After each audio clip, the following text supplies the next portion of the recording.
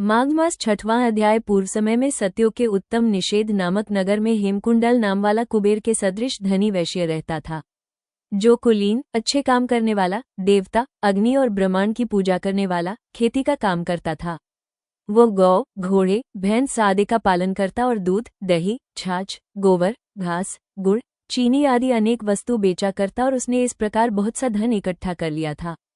जब वो बूढ़ा हो गया तो मृत्यु को निकट समझकर उसने धर्म के कार्य करने प्रारंभ कर दिए। भगवान विष्णु का मंदिर बनवाया, कुआं, तालाब, बावड़ी, आम, पीपल आदि के वृक्ष तथा सुंदर बाग बगीचे लगवाए। सूर्योदय से सूर्यास्त तक वो दान करता, गांव के चारों तरफ जल की प्याऊ लगवाई। उसने सारे जन्म भर जितने पाप किए थे उनका प्रायश्चित करता था। इस प्रकार उसके 2 पुत्र उत्पन्न हुए, जिनका नाम उसने कुंडल और विकुंडल रखा। जब दोनों लड़के युवावस्था को प्राप्त हुए तो हेमकुंडल वैश्य गृहस्थी का सब कार्य सौंपकर भगवान की तपस्या के निमित्त वन में चला गया और वहां विष्णु की आराधना में शरीर ह को सुखाकर अंत में विष्णु लोक को प्राप्त हुआ। उसके दोनों पुत्र लक्ष्मी के मद को प्राप्त होकर बुरे कर्मों में लग गए।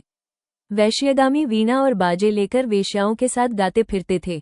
अच्छे सुंदर वस्त्र पहनकर, सुगंधित तेल आदि लगाकर, भांड और खुशामदियों से घिरे हुए हाथी की सवारी करते थे और सुंदर घरों में रहते थे। इस प्रकार ऊपर बोए बीज के सदृश वह अपने धन को बुरे कामों में नष्ट करते थे। कभी किसी सत्पात्र को दान आदि नहीं करते थे, न ही कभी हवन, देवता या ब्रह्मा जी की सेवा तथा भगवान विष्णु का पूजन करते थे।